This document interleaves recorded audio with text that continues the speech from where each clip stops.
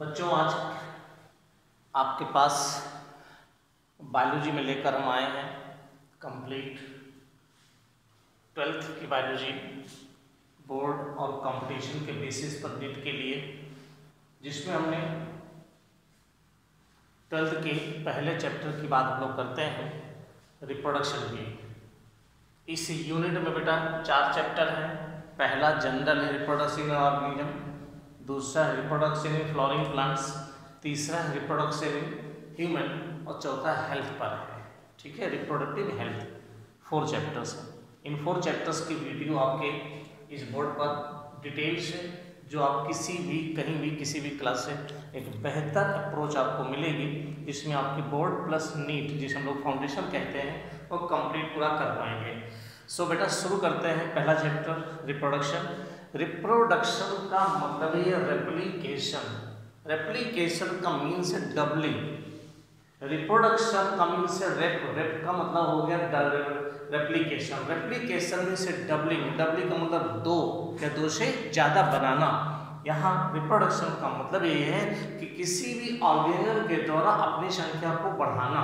Reproduction का मतलब भी बेटा किसी भी ऑर्गेनिज्म को द्वारा अपनी संख्या को बढ़ाना। नेचर में जितने भी डाइवर्सिटी अब तक नोन है 1.7 to 1.8 millions all organism reproduce करते हैं और अपनी जैसी संतानों को बनाते हैं, जिससे कि कंटिन्यूटी ऑफ द लाइफ बनी रहती है।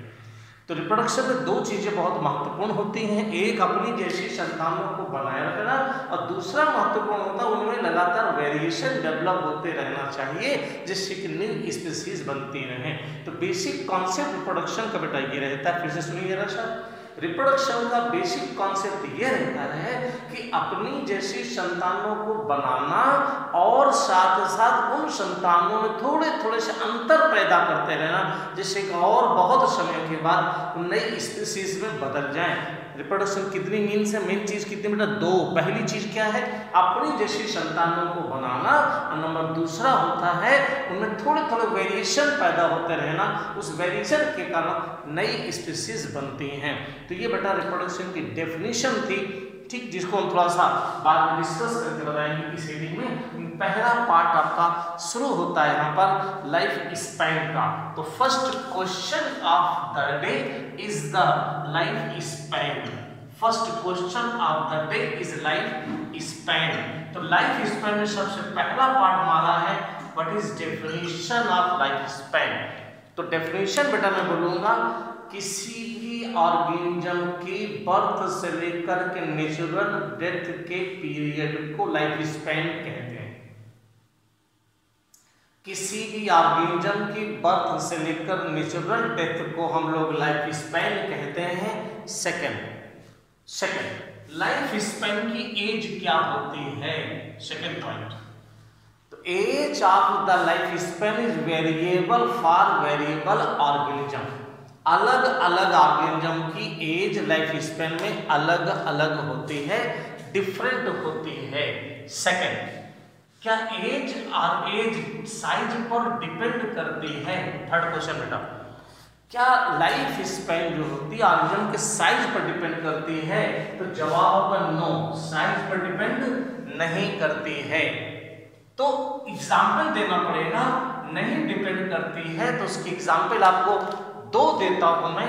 एक एग्जाम्पल में दूंगा जिसमें प्रो की बात कही जाएगी और पैरेट की बात कही जाएगी। दोनों की साइज लगभग सेम होती है, तो लाइफ स्पैन दोनों का बहुत डिफरेंट होता है। क्रो की लाइफ स्पैन 15 ईयर्स है, जबकि पैरेट का लाइफ स्पैन 140 ईयर्स है, जबकि साइज ऑलमोस्ट दोनों का कैसा होता है, सेम। दूसरा एग्जाम्पल बेटा हम सब मेंशन करेंगे वो प्लांट के रिस्पेक्ट में है। माना मैंने मैंगो का प्लांट और पीपल का प्लांट लो या बरगद का प्लांट लो, तो दोनों का साइज ऑलमोस्ट सेम होता है, लेकिन आम के पेड़ का जीवन काल लाइफ स्पैन कम होता है और पीपल का लाइफ स्पैन अधिक होता है। इस प्रकार से बेटा हमारे ये 2 क्वेश्चन से कंप्लीट हुए। हमारे इन सारे क्वेश्चंस को जी हाँ वीडियो में देख रहे हो आप, हमारे ऐप पर जब जाएंगे तो आपको इनके नोट्स मिलेंगे बेटा, उससे आप डाउनलोड कर लेंगे और अपने सामने आप रखेंगे, आपको सारे क्वेश्चंस विद आंसर्स उसमें अवेलेबल होंगे। सेकंड क्वेश्चन, लाइफ स्पैन के कुछ एग्जाम्पल्स बताने बेटा, और एग्जाम्पल हम लोग कैसे बताएंगे इस पर विचार करते हैं। दो चीजें हैं, बहुत से आर्ग्यूमेंट में जिसका लाइफ स्पैन मुझे देखना चाहिए, इन सही मायने में यहाँ पर हम कुछ एग्जाम्पल देंगे, उनका लाइफ स्पैन बोला जाए, उसके बाद उसका एग्जाम्पल आ जाएगा। जैसे 1 से 2 वीक, 1 to 2 वीक, या फिर 2 वीक। अब 1 से 2 वीक होता है बेटा बटरफ्लाई का, और 2 वीक होता है हमारे फ्रूट फ्लाई का, ठीक है। फिर 15 ईयर्स, एक एग्जाम्पल लिखा मैंने 15 ईयर्स का, एक लिखा बेटा मैंने 16 ईयर्स का, एक लिखा मैंने 18 ईयर्स का। ये ऑलमोस्ट क्लोज है, 15 ईयर्स, 16 ईयर्स और 18 ईयर्स। जैसे एक कैटेगरी में क्रो, काउ और डॉग, क्रो, काउ और डॉग। फिर बेटा हमने 3 एग्जाम्पल लिए, 60 ईयर्स, 62 ईयर्स और लगभग 75 ईयर्स। ये भी ऑलमोस्ट क्लोज है बेटा, 60, 60 और 60। इस तरह से याद रखने में सहूलियत रहती है और आराम से याद हो जाता है। तब हम एग्जाम्पल लेंगे क्रोकोडाइल, हॉर्स और एलिफेंट। यहां मैं क्रोकोडाइल को लिखूंगा बेटा, यहां मैं हॉर्स की बात करूंगा और यहां मैं एलिफेंट की बात करूंगा। तो बेटा आप एनिमल को लेकर के ना याद करें, बल्कि लाइफ स्पैन याद करके आप एनिमल याद कर लेंगे तो बेहतर रहेगा। याद करने में ये थोड़ा सा ठीक रहता है। इसी को हम न्यूमेरिक्स कह देंगे, जो एक पार्ट है हमारा लर्न करने का, एक बेहतर हो सकता है। नेक्स्ट नंबर में जो क्लोज आएंगे 2 एग्जाम्पल हैं। हम एक को लगभग कह देंगे कि 140 ईयर्स, एक को कह देंगे 100 से लगभग 150 वर्ष, ठीक। तो एक लगभग हम लोग कह देंगे 140 ईयर्स, एक को कह देंगे 100 से लेकर के 150 ईयर्स। तो यहाँ पर बेटा हम लोग कह देंगे पैरेट और यहाँ पर कह देंगे टॉर्टोइस। इस प्रकार इन दोनों को एक साथ कर देंगे तो देखो जरा से बेटा 4 कैटेगरी बन गई, और इस हिसाब से ये थोड़ा जल्दी और आसानी से तैयार हो जाता है, ठीक है। तो हम लोग लाइफ स्पैन, एनिमल्स के लाइफ स्पैन के मैंने एग्जाम्पल से यहाँ बताए। आप कुछ प्लांट के एग्जाम्पल, 4 एग्जाम्पल आपकी किताब में दिए हैं, आप उसको डिस्कस कर लो बस, ठीक। 3 से 4 महीने, 10 से 15 साल। और बरगद की जो लाइफ स्पैन है वो कितनी होती, 200 से 300 वर्ष।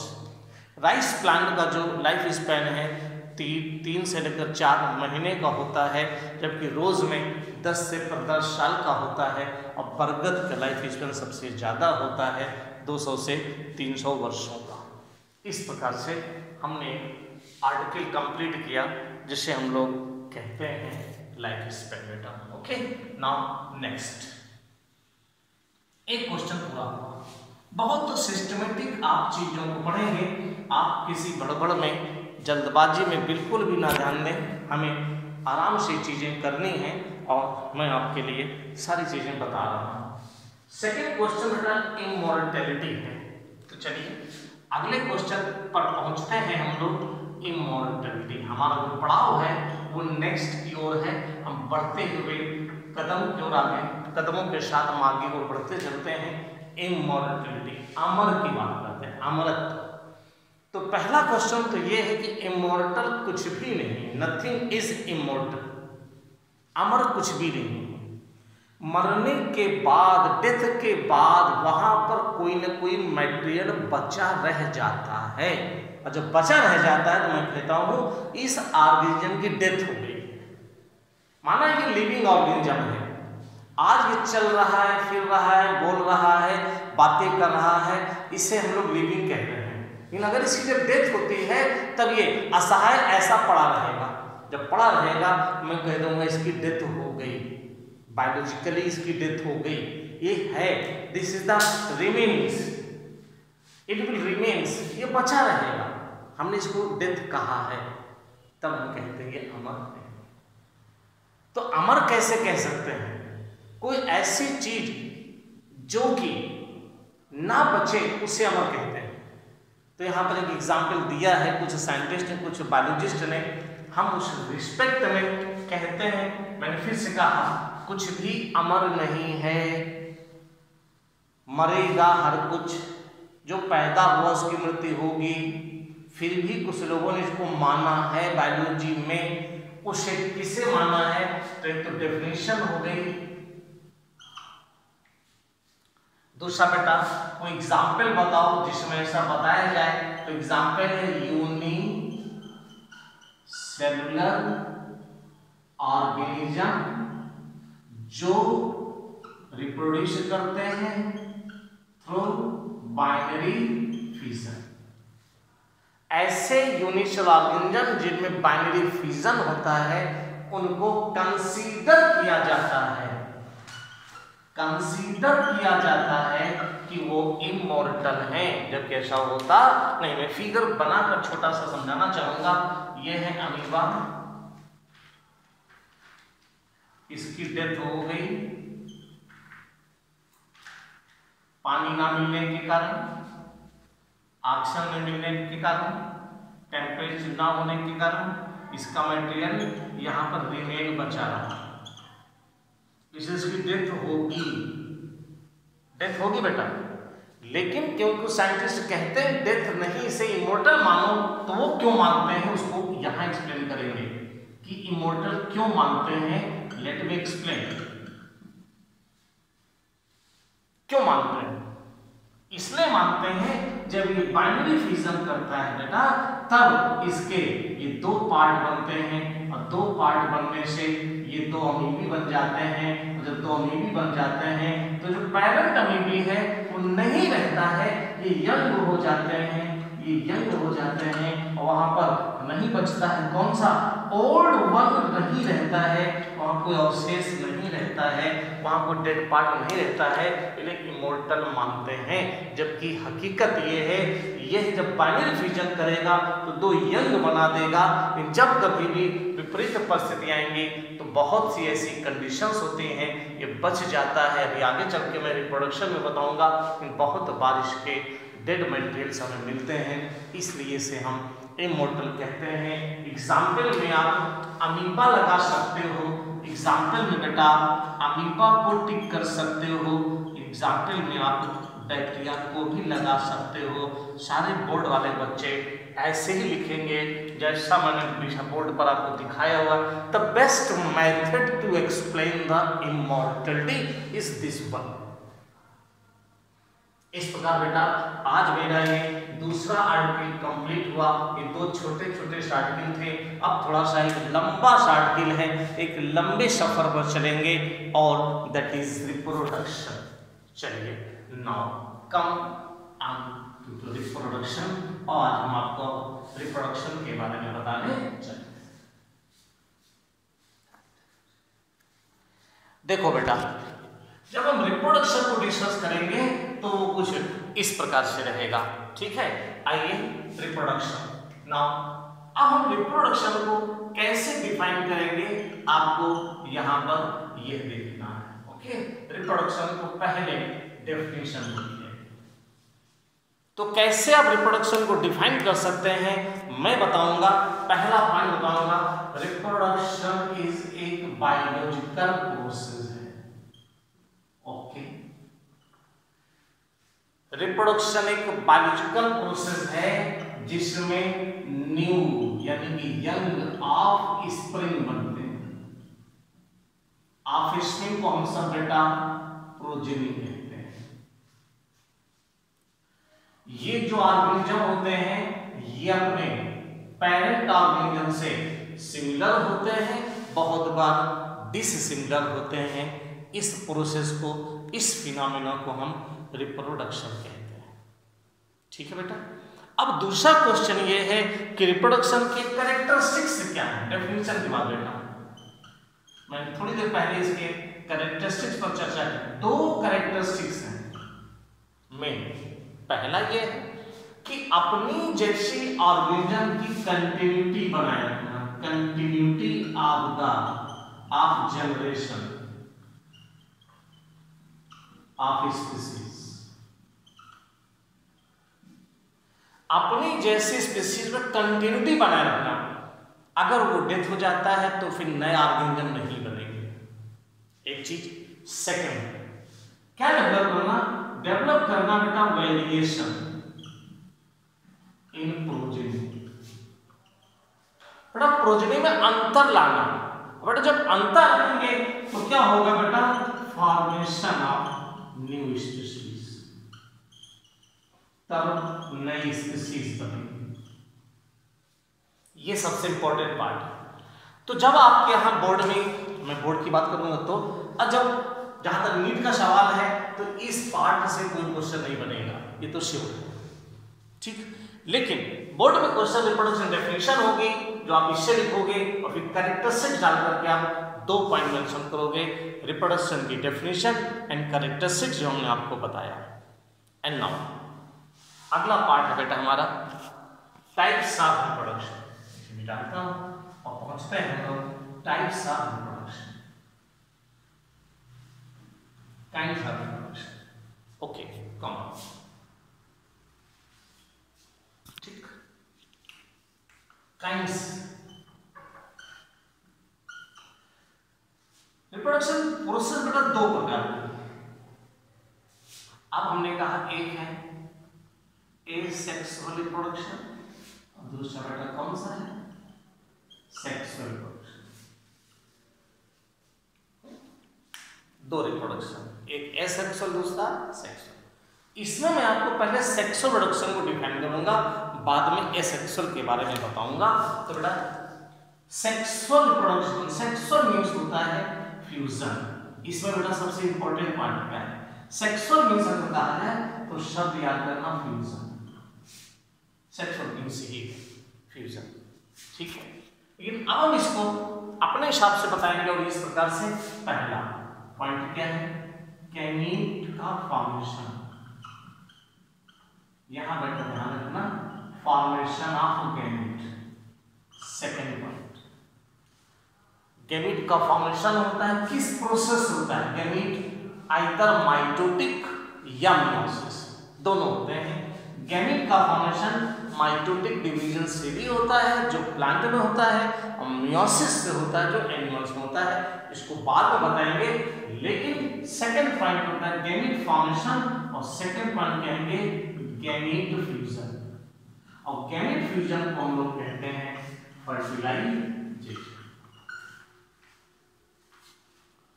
और जब गैमीट फ्यूज होते हैं बेटा, जब 2 गैमीट फ्यूज होते हैं, ठीक है, जैसे एक गैमीट ये हो जाता है, दूसरा गैमीट ये हो जाता है, दोनों गैमीट जब फ्यूज करते हैं तो जो ये स्ट्रक्चर बनता है, ये जाइगोट बनता है, ये हैप्लॉइड होते हैं बेटा, ये डिप्लॉइड होते हैं। और जब ये डिप्लॉइड बन जाता है तो नंबर ऑफ क्रोमोसोम बढ़ जाता है, तो उसको रिस्टोर करने के लिए प्रोसेस होती है मियोसिस। मियोसिस की कई बातें हैं। मियोसिस जेनेटिक वेरिएशन के लिए जरूरी होता है। मियोसिस नंबर ऑफ क्रोमोसोम को रिस्टोर करने के लिए जरूरी होता है, जिसको हम लोग मियोसिस के चैप्टर में डिस्कस करेंगे। यहाँ तो गैमीट का फॉर्मेशन होगा, फर्टिलाइजेशन होगा, मियोसिस। और जो मियोसिस होगा तो एक जो बहुत इंपॉर्टेंट पॉइंट है इसके लिए, मियोसिस कॉज करता है वेरिएशन बेटा, वेरिएशन वेरिएशन वेरिएशन। मियोसिस से वेरिएशन कैसे होते हैं? 2 एस्पेक्ट होते हैं। एक होता है क्रॉसिंग ओवर, एक होता है इंडिपेंडेंट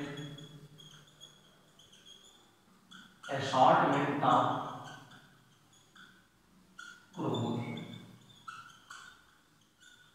ये रीजन होते हैं वेरिएशन के। और जब ये होता है तो सेक्सुअल रिप्रोडक्शन के थ्रू जो ऑफस्प्रिंग्स होती हैं वो हमेशा अपने पेरेंट से डिफरेंट होती हैं, अपने पेरेंट से डिफरेंट होती हैं, अपने पेरेंट से डिफरेंट होती हैं। फिर हम यहाँ कहेंगे कि यहाँ पर जब मियोसिस हो जाती है यानी आप रिडक्शन डिवीजन कहोगे तो 4 जो नए ऑर्गेनिज्म बनते हैं वो हमेशा अपने पैटर्न से डिफरेंट होते हैं। तो this sex reduction lead to formation of बेटा न्यू स्पीसीज बनने के और होती हैं। ये हमारे सेक्सुअल प्रोडक्शन के कैरेक्टरिस्टिक्स। तो बेटा यहाँ पर क्वेश्चन जानते हो क्या पूछ सकते हैं, वो क्यों रिप्रोडक्शन की डेफिनेशन पूछ सकते हैं जो मैंने आपको बताया, कैरेक्टरिस्टिक पूछ सकते हैं जो मैंने आपको बताया, काइंड पूछ सकते हैं जो आपको 2 बताओगे, ये मैंने डिफरेंस डिस्कस किया। मैंने केवल सेक्स रिप्रोडक्शन पूछेंगे तो भी आप इतनी सी बातें वहां पर टू द पॉइंट लिखिए। द बेस्ट मेथड है बेटा, इससे बेहतर बहुत से आप देखेंगे, बहुत से वीडियो आप पाओगे, आप बहुत कंक्लूडिंग मतलब इतनी बेहतर तरीके से एक जगह सारी चीज़ें आपको मिल रही होंगी। तो मैं चाहूँगा आप इसे पसंद करेंगे, ये मेरी उम्मीद है, मुझे विश्वास है कि आप जरूर पसंद करेंगे। फिर बेटा मैं आपको कहना चाहूँगा एसेक्सुअल प्रोडक्शन में आ जाइए। तो पहला पॉइंट है गैमीट फॉर्मेशन नहीं होता, गैमीट का फर्टिलाइजेशन भी नहीं होता है। जब ऐसा नहीं होगा तो गैमीट के क्रोमोसोम को रिस्टोर करने की जरूरत नहीं होगी, तो मियोसिस नहीं होगी। जब बेटा मियोसिस नहीं होगी तो वेरिएशन भी नहीं होगा, वेरिएशन नहीं होगी तो नई स्पीसीज भी नहीं बनेंगी। तो फिर क्वेश्चन है कि केवल एसेक्सुअल प्रोडक्शन तो लिखोगे क्या? ये तो डिफरेंस में आपने लिखा, लेकिन अब क्वेश्चन सवाल उठा कि एग्जामिनर ने, आपके टीचर ने कहा right notes on asexual production, तब आप क्या ये लिख कर आओगे कि ये नहीं होता है? नहीं, ऐसा नहीं लिखोगे, तब आप बोर्ड में ऐसा नहीं लिखोगे। ये कैरेक्टरिस्टिक्स आपके ऑब्जेक्टिव क्वेश्चन को सॉल्व करने के लिए, मल्टीपल क्वेश्चन को सॉल्व करने के लिए, डिफरेंस क्रिएट करने के लिए तो बेहतर है। लेकिन जब एसेक्सुअल प्रोडक्शन को लिखने की बात आएगी तब आप क्या कहोगे, तब आप उसे कैसे डिस्क्राइब करोगे, ये मैं कहना चाहूंगा, मैं बताना चाहूंगा। तो कहोगे आप एसेक्सुअल रिप्रोडक्शन में कोई ऑर्गेनिज्म अपने आप को एज इट इज डिवाइड करता है, वो बाइनरी फ्यूजन कर सकता है, वो मल्टीपल फ्यूजन कर सकता है, वो फ्रेगमेंटेशन कर सकता है, एक्सेट्रा, जिससे उसके नए ऑर्गेनिज्म बनेंगे। और जो न्यू ऑर्गेनिज्म होगा बेटा, बहुत इंपॉर्टेंट है, जो नया ऑर्गेनिज्म होगा पेरेंट से बिल्कुल कैसा होगा, सेम, और डिवीजन कैसा होगा, only and only mitotic division होगा। तो एसेक्सुअल प्रोडक्शन का मीन्स ये होगा बेटा, ध्यान से सुनिएगा, कोई ऑर्गेनिज्म अगर वो यूनिसेलुलर है तो बाइनरी फ्यूजन कर सकता है, अगर वो यूनिसेलुलर है तो मल्टी फ्यूजन कर सकता है, अगर वो मल्टीसेलुलर है तो फ्रेगमेंटेशन करके न्यू ऑर्गेनिज्म बना सकता है। और जो नया ऑर्गेनिज्म होगा पेरेंट से बिल्कुल सिमिलर होगा, वहां पर केवल और केवल माइटोटिक डिवीजन होगा। उसके बाद आप कहते हो there is no gamete formation, no fertilisation, no meiosis, no variation, no formation of species. तब एक नया क्वेश्चन क्रिएट होता है, और जो नया क्वेश्चन बनेगा वो पूछा जाएगा कि क्लोन्स किसे कहते हैं। एक क्वेश्चन और आ सकता है, रैमेट किसे कहते हैं। जैसे ही इस एक ऑर्गेनिज्म से एक नया ऑर्गेनिज्म बने तो उसे रैमेट कहेंगे। लेकिन अगर इस एक ऑर्गेनिज्म से यहाँ पर कुछ नए ऑर्गेनिज्म बने तो उन सारे ऑर्गेनिज्म को हम सब एक दूसरे का क्लोन्स कहेंगे, एक दूसरे का क्लोन्स कहेंगे।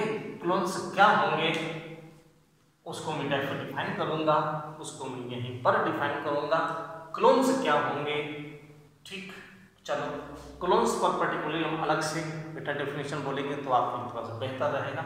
यहाँ पर आ जाइए, अब एक क्वेश्चन और बेटा लिखेंगे इसमें, एसेक्सुअल प्रोडक्शन यूजुअली कैसा होगा, तो ये होगा यूनिपैरेंटल।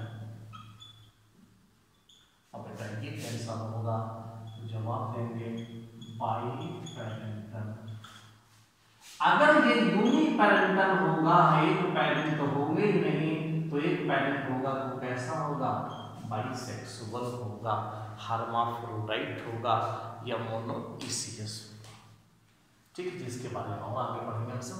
इस प्रकार से बेटा एक आर्टिकल हमारा फिर खत्म हुआ, जिससे हम लोग reproduction and kinds of reproduction के नाम से जानेंगे। तो यहाँ क्वेश्चन रिप्रोडक्शन की डेफिनेशन हो गई बेटा, काइंड्स हो गए, उनमें डिफरेंस हो गए, और अगला आर्टिकल हमारा छोटा सा है अबाउट द क्लोन्स। चलिए मैं केवल क्लोन्स की बात करता हूँ, रिप्रोडक्शन में मैं क्लोन्स की बात करूँगा। ठीक है, आइए क्लोन्स पर चर्चा करते हैं। क्लोन्स क्या होता है? ठीक है,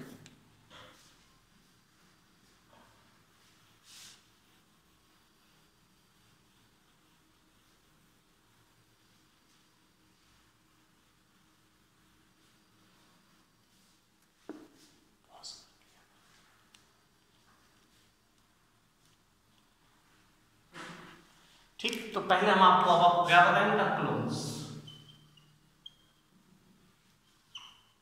एक ऑर्गेनिज्म के द्वारा जब बहुत से छोटे छोटे न्यू ऑर्गेनिज्म बन जाते हैं, उन्हें हम एक दूसरे का क्लोन्स कहते हैं। तो क्लोन्स क्या होते हैं? डेफिनेशन क्या है? Group of organism which are genetically identical to each other. Group of organisms which are genetically identical to each other and develop from organism by asexual reproduction is called clones. तो clones asexual reproduction में बने हुए एक ही organism के समूह को कहा जाता है, जो जेनेटिकली पेरेंट से सिमिलर होते हैं और आपस में भी। देखो अब यहाँ पर नीट में क्वेश्चन होता है क्लोन्स का, पहला option the clones are genetically similar to their parent, option is correct. दूसरा, in clones organisms are genetically similar to each other, this is also correct. फिर तीसरा option, both of these are correct, है ना? तो इस प्रकार से हम लोग क्लोन्स बता देते हैं। ये बेटा हम लोगों का एक छोटा सा आर्टिकल कंप्लीट हो गया, जिससे हम लोगों ने बताया। ठीक, अब बेटा हम लोग काइंड्स ऑफ एसेक्सुअल रिप्रोडक्शन बताने चल रहे एग्जाम्पल के साथ। ठीक है ना? आप अगर इसे देखते हैं तो रिप्रोडक्शन में एसेक्सुअल रिप्रोडक्शन के काइंड्स बताएंगे, और अलॉन्ग विद यहाँ पर थोड़ा सा हम वेजिटेटिव रिप्रोडक्शन की चर्चा करेंगे। तो एसेक्सुअल और वेजिटेटिव में डिफरेंस को भी बताएंगे, इनोवुलेटर बाद में बताएंगे, क्योंकि मैं पहले कुछ एग्जाम्पल के साथ आपको बताऊं। तो मैं एग्जाम्पल के साथ में डिस्कस करूंगा। तो मैं पहला एग्जाम्पल लूंगा यहाँ पर रिप्रोडक्शन के लिए, तो बेटा वो कौन सा होगा? तो मैं लूंगा, पहला एग्जाम्पल लूंगा मैं ईस्ट। अब पहला क्वेश्चन ईस्ट का लिया, तो मैं आपसे चाहूंगा आपको कम से कम 2, 3, 4, 5, 6 कुछ न कुछ पॉइंट्स अबाउट द ईस्ट पता होना चाहिए, कि रास्ते चलते क्लास में कोई टीचर पूछ ले, रास्ते चलते कोई मित्र आपसे पूछ ले, क्लास में कोई टीचर आपसे बात कर ले, ईस्ट क्या होता है, घर पे माता पिता का भी पूछ लें, फ्रेंड्स और रिश्तेदार का भी पूछ लें, तो कॉमन फीचर आपको ईस्ट के बारे में पता होना चाहिए।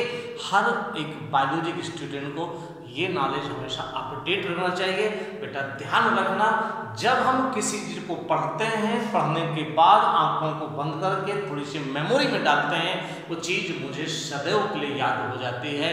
पढ़ने का मतलब होता है बेटा किताब से पढ़ना, आंख बंद करना, उसके चित्र को फिर आंख बंद करने के बाद देखना कहाँ पर कैसे कैसे लिखा गया है, इससे आपकी मेमोरी में फीड हो जाता है। यही सबसे बेहतर तरीका होता है, इसी को कंसंट्रेशन कहते हैं ना, कि मुझे याद नहीं होता है, क्योंकि आपने आधे घंटे की पढ़ाई तो की, और पढ़ाई करने के बाद तुरंत आप टेलीविज़न देखने लगे, मोबाइल देखने लगे या घूमने चले गए, ऐसी कंडीशन में आपको याद नहीं होता है। तो बेटा ये थोड़ा सा मोटिवेशनल लेक्चर आपको हमेशा हमारे हर वीडियो में मिलता रहेगा, जिसके लिए मैं जाना जाता हूँ, आपको बताता रहता हूँ। हमें मंजिल तक पहुँचना है तो किस तरह से हम पहुँचेंगे, हमारी मंजिल कैसे आसान होगी, एक एक कदम हम कैसे बढ़ते हैं। हम कभी भी अपनी सीढ़ियों को छलांग मार कर ऊपर नहीं जाते जिन्हें हाथ पैर टूटने का खतरा रहता है। उसी प्रकार से हम स्टेप वाइज चलते हैं। तो मैंने बताया हम कैसे चीज़ों को याद रखते हैं। तो मैं फिर से आपको कहूँगा कि हमारे वीडियो को देखने के बाद थोड़ी देर आप आंखों को बंद करके मेमोरी में डालोगे कि सर ने कैसे बताया हुआ था, कैसे मुझे मोटिवेट किया था कि हम फॉर एवर हमेशा के लिए कैसे उसे याद रख सकते हैं। तो यही तरीका होता है। ओके बेटा, मैं ईस्ट की उस जनरल बातों को बात बताऊंगा। पहला क्वेश्चन हम लोग ईस्ट पे क्या कह सकते हैं? ईस्ट फंजाई है। ईस्ट एक यूनिसेलुलर माइक्रोस्कोपिक फंजाई है। ईस्ट को जनरली हम लोग सैकरोमाइसिस कहते हैं। जनरली क्यों कहते हैं बेटा? क्योंकि ये शुगर सॉल्यूशन में ग्रो करता है। सैकरॉन में शुगर, माइसिस माने फंजाई। ईस्ट फंजाई के एस्कोमाइसिटीज क्लास को बिलोंग करती है। और ईस्ट का जो इकोनॉमिक है, इकोनॉमिक इंपॉर्टेंस, इकोनॉमिक जो इंपॉर्टेंस है बेटा, इकोनॉमिक जो इंपॉर्टेंस इसका है वो क्या है? मिलित है। और वो इकोनॉमिक इंपॉर्टेंस किसके कारण है? मैं सब यहां लिखूंगा। Economic importance of yeast due to its fermentation process. इस इकोनॉमिक इंपॉर्टेंस में ये दो काम करता है। ये डफ को पफिंग करता है, इस प्रकार ये ब्रेड बनाने में यूज आता है। इसे हम लोग बेकिंग ईस्ट के नाम से जानते हैं। और जब किसी शुगर सॉल्यूशन में फर्मेंटेशन से अल्कोहल बनाता है तो इसे बेवरेजेस या ब्रीवर ईस्ट के नाम से जानते हैं। तो ब्रीवर एंड बेकिंग, ये जो इसका सिग्निफिकेंस। मेरे बच्चों, ये ईस्ट का रिप्रोडक्शन में नहीं लिखना आपको, बट मैंने कहा कि ईस्ट का मतलब आप एक साइंस स्टूडेंट होने के नाते, आप एक बायोलॉजी स्टूडेंट होने के नाते और फ्यूचर में आने वाले समय में अच्छे से डॉक्टर बनने के नाते आपको ये शब्द हमारे याद रखने चाहिए। ईस्ट के कॉमन फीचर्स जरूर पता होने चाहिए। यही तरीका होता है हमें याद रखने का। बेटा, इस तरह का वीडियो आपको कहीं नहीं मिलेगा। ये दावा हमारा है, चैलेंज है। आप चाहे जितने वीडियो देख लीजिए इस चैप्टर की, गारंटी। इसलिए मैं चाहूंगा आप इस वीडियो को बहुत अच्छे से पढ़ें ना। ईस्ट में रिप्रोडक्शन की जब बात करें बेटा, तो ईस्ट में जो रिप्रोडक्शन होते हैं, ईस्ट में रिप्रोडक्शन होता है कैसे होता है? मोस्ट कॉमन मेथड जो होता है, जिसे मैं लिखूंगा मोस्ट कॉमन मेथड क्या होता है? इसका जो मोस्ट कॉमन मेथड होता है बेटा, बडिंग होती है। और बडिंग में कैसा डिवीजन होता है बेटा? माइटोटिक डिवीजन होता है। वो प्रोसेस कैसे होती है तो मैं बताऊंगा। ईस्ट अपनी फेवरेबल कंडीशन में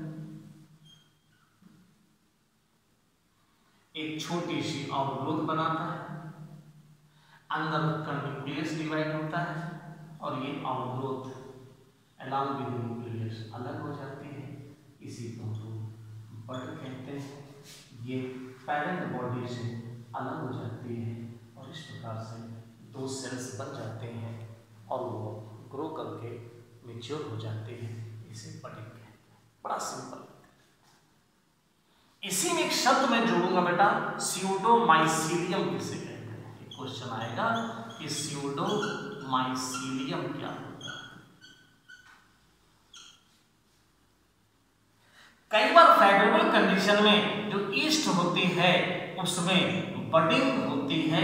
बडिंग बहुत रैपिड होती है और रैपिड बडिंग के कारण वो लुक लाइक, ये लुक लाइक माइसीलियम। माइसीलियम जैसे plant body of fungus. Actually में माइसीलियम नहीं है, इसलिए से सीडोमाइसीलियम कहा जाता है। तो बेटा ईस्ट में रिप्रोडक्शन के पॉइंट ऑफ व्यू से आपको केवल इतनी सी बात बतानी है, जनरल में आपको ये याद रखनी होगी, इसलिए मैंने आपको ये बताया है। मेरे बच्चों, जो उम्मीद है आपको ये ईस्ट में रिप्रोडक्शन का मेथड अच्छा लगा होगा। नाउ नेक्स्ट,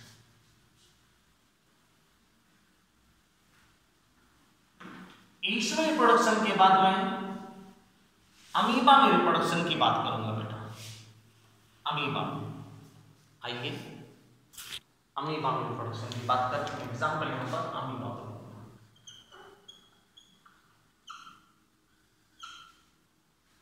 अब क्वेश्चन है, फिर वही बात आएगी बेटा कि अमीबा किसे बोलते हैं, व्हाट इज अमीबा। तो बेटा यहां भी आपको कुछ जनरल पॉइंट्स याद होने चाहिए। जैसे मैंने कहा अमीबा का मतलब होता है जो अपने फॉर्म को चेंज करे, चेंज कर उसे अमीबा कहते हैं। किसको बिलोंग करता है, फॉर्म को चेंज कर। फाइलम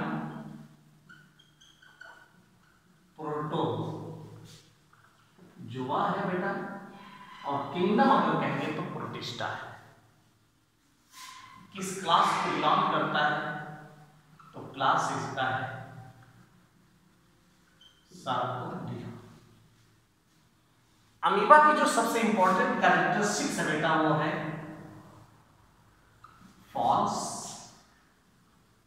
फीट, यानी कि स्यूडोपोडिया। इसी कारण में फॉर्म को चेंज करता है, जिस कारण से अमीबा कहते हैं। सेकेंड पॉइंट देखो, न्यूक्लियस के साथ बेटा इसमें एक वैक्यूल होता है, उसे कहते हैं कॉन्ट्रैक्टाइल वैक्यूल। इसके बारे में हमने 11th में पढ़ा होगा, सेल वाले चैप्टर में। सेल में वैक्यूल पाया जाता है, कॉन्ट्रैक्टाइल वैक्यूल का।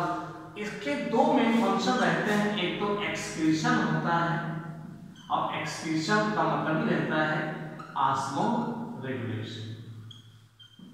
ऑस्मो रेगुलेशन मींस होता है regulation of the water content and minerals in the body, और एक्सक्रीशन मतलब removal of the nitrogen waste from the body. मैंने दो बातें आपको बताई बेटा, इसके विषय की सामान्य बातें हैं, इसे मैंने बताया। अगला क्वेश्चन है, ये कैसा होता है बेटा, ये फ्री लिविंग है इन फॉरेस्ट वाटर। तो मेरे बच्चों, ये अमीबा में रिप्रोडक्शन का पार्ट नहीं है, ये अमीबा में जनरल फीचर्स हैं, जिसको मैंने सामान्य तौर पर बताया, जैसे हमने ईस्ट बताया था। बेटा पढ़ाने का मेरा तरीका थोड़ा इसी प्रकार का है। अब मैं रिप्रोडक्शन की बात करूंगा। अमीबा में रिप्रोडक्शन, तो रिप्रोडक्शन का पहला पॉइंट बेटा बाइनरी फिजन। क्या बोलेंगे, मोस्ट कॉमन मेथड होता है। अमीबा में binary fission most common method है। कैसे होगा, क्या होगा, मैंने बताया। अमीबा पहला पॉइंट, स्यूडोपोडिया छोटे हो जाते हैं फेवरेबल कंडीशन में। दूसरा पॉइंट, न्यूक्लियस माइटोटिकली डिवाइड होता है, और फिर दो अमीबी बन जाते हैं। बस इतनी सी बात।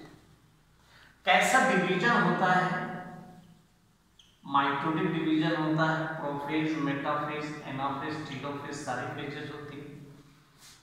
बेटा दो डार्टर अमीबी बन जाते हैं,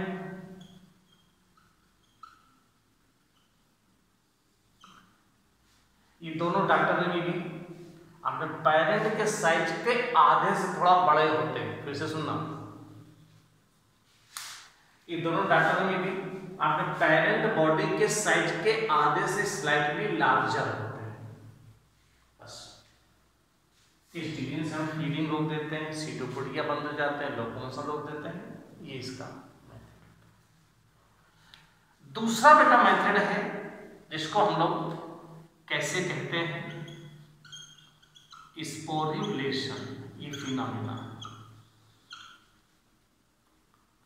इस स्पोर्युलेशन में दो शब्द और यूज करेंगे हम लोग, एक इंसिस्टमेंट टर्म यूज करेंगे, एक मल्टीपल फ्रीजर यूज करेंगे। दो शब्द इसमें और यूज करते हैं। कैसे यूज करते हैं तो सवाल उठता है, इंसिस्टमेंट क्या है, मल्टीप्लिकेशन क्या है। इस तीनों को हम लोग अलग अलग डिफाइन करते हैं, लेकिन तीनों एक ही ऑर्गेनिज्म में एक ही समय में आगे पीछे होती हैं, इसलिए एक ही मेथड से स्पोर्युलेशन कहते हैं। जरा देखिए बेटा, इसको कैसे पढ़ेंगे, अमीबा, ठीक, कंडीशन अनफेवरेबल, सीडोपोडिया खत्म हो जाते हैं, ऊपर की ओर 3 लेयर मोटी सिस्ट बनती है। इस फॉर्मेशन को इंसिस्टमेंट कहते हैं।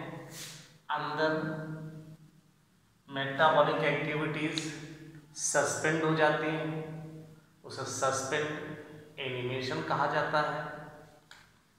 फिर जब मेटाबॉलिक एक्टिविटीज सस्पेंड हो जाती हैं, विपरीत परिस्थितियों में अनफेवरेबल कंडीशन में ये अपने आप को बचाए रखता है। अनकमिंग फेवरेबल कंडीशन बेटा, अनकमिंग फेवरेबल कंडीशन के आने पर इसमें इसका nucleus undergo multiple fusion, multiple fusion, multiple fusion, multiple fusion, 500 छोटे छोटे न्यूक्लियस बना देता है। हर न्यूक्लियस के चारों ओर छोटे छोटे साइटोप्लाज्म एकत्र हो जाते हैं। इन्हें हम लोग स्यूडो पोडियो स्पोर्स कह देते हैं। ये स्यूडो पोडियो स्पोर्स जो होते हैं, सिस्ट के बस्ट होने पर ये बाहर निकल आते हैं और ये नए अमीबे में जन्म लेते हैं। They form the new amoeba. इस प्रकार बेटा इस पूरे फिनोमेना को हम स्पोर्युलेशन कहते हैं। पहले क्या होता है, इंसिस्टमेंट विपरीत परिस्थितियों में, फिर फेवरेबल कंडीशन आने पर मल्टीपल फ्यूजन होता है। इस पूरे फिनोमेना को स्पोर्युलेशन कहते हैं। इस प्रकार बेटा मैंने आपको दो ऑर्गेनिज्म में रिप्रोडक्शन बताया, ईस्ट में और दूसरा अमीबा। एंड नाउ अगला एग्जाम्पल बेटा है हमारा क्लाइमाइडोमोनास। चलिए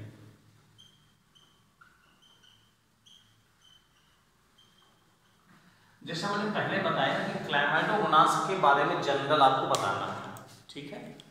तो क्लाइमाइडोमोनास बेटा एक प्रकार से हम कहेंगे तो एल्गी है, लेकिन प्रोटिस्टा की एल्गी है। और ये कैसा है बेटा, ये यूनिक सेलुलर बाइफ्लैजिलेटेड, ये इंपॉर्टेंट है इसके लिए, ठीक। अब एक तो क्वेश्चन और इसमें पढ़ते हैं, ये देखो, ठीक। इसमें बेटा हम ये पढ़ेंगे, दिस वन सेल वॉल है, इसमें न्यूक्लियस है बेटा, इसमें क्लोरोप्लास्ट है जो कि कप शेप्ड है। दो फ्लैजिला है बेटा इसमें, एक आई स्पॉट है जो फोटो रिसेप्टर है। इतनी कोई सामान्य नॉलेज आपको क्लैमाइडोमोनास के विषय में होना चाहिए। कोई पूछे क्लैमाइडोमोनास तो आपको ये जरूरी जानना, तब हम उसके रिप्रोडक्शन के बारे में डिस्कस करते हैं। इसमें बेटा रिप्रोडक्शन होता है, इसमें रिप्रोडक्शन होता है बाई जूस्पोर्स। इसके 5 पॉइंट बताएंगे, बट ये बनते कैसे हैं। ये इसमें एसेक्सुअल रिप्रोडक्शन है। यहां हम सेक्सुअल रिप्रोडक्शन, इसके सेक्सुअल रिप्रोडक्शन की हेडिंग में डिस्कस करेंगे बेटा। जूस्पोर्स को पहले हम इसे बना देते हैं, फिर हम आप डिस्कस करते हैं। पहला क्लैमाइडोमोनास हुआ बेटा, कंडीशन फेवरेबल होती है, इन फ्लैजिला लॉस हो जाता है, प्रोटोप्लाज्म सेंटर में आ जाता है, माइटोटिकली डिवाइड होते हैं 2 में, फिर उसके बाद 4 में, या समटाइम 8 पार्ट्स में। हर एक पार्ट का 2 फ्लैजिला एक्वायर कर लेता है। ऐसे यहां पर 8 जूस्पोर्स बन जाते हैं, जिनके टूटने पर बाहर आ जाते हैं।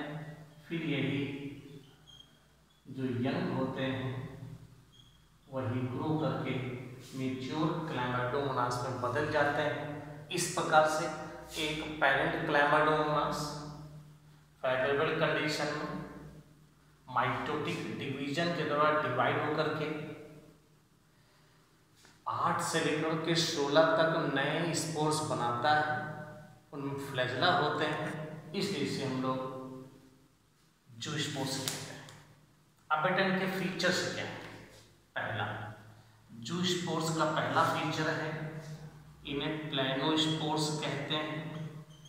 मैंने पूछा होता प्लैनोस्पोर्स क्यों कहते हैं, क्योंकि फ्लैजिला होने के कारण ये मोटाइल होते हैं। दूसरा पॉइंट, इन जूस्पोर को हम लोग माइटोस्पोर्स कहते हैं। क्यों कहते हैं, तो माइटोटिक डिवीजन से बनते हैं। इन जूस्पोर्स को हम लोग हैप्लो स्पोर्स कहते हैं। ये हैप्लॉइड स्पोर्स होते हैं, ये कैरेक्टर है। ये जूस्पोर्स बेटा सेल के अंदर बनते हैं, इसलिए इनको हम लोग एंडोजीनस स्पोर्स के नाम से भी जानते हैं। तो प्लैनोस्पोर्स हो गए, माइटोस्पोर्स हो गए, हैप्लॉइड स्पोर्स हो गए, एंडोजीनस हो गए, और एसेक्सुअल प्रोडक्शन में बनते हैं, इसलिए एसेक्सुअल स्पोर्स भी कहलाते हैं। तो 5 पॉइंट के स्पेशल हैं जिन्हें आपको याद रखना पड़ेगा। मेथड ये लिख दिया मैंने, बना दिया। कैरेक्टरिस्टिक्स ये लिख दिया, क्लैमाइडोमोनास के बारे में ये बता दिया। तो this is all about the Chlamydomonas. अब बेटा हम लोग अगला एग्जाम्पल डिस्कस करेंगे, वो है penicillium. And now come to Penicillium.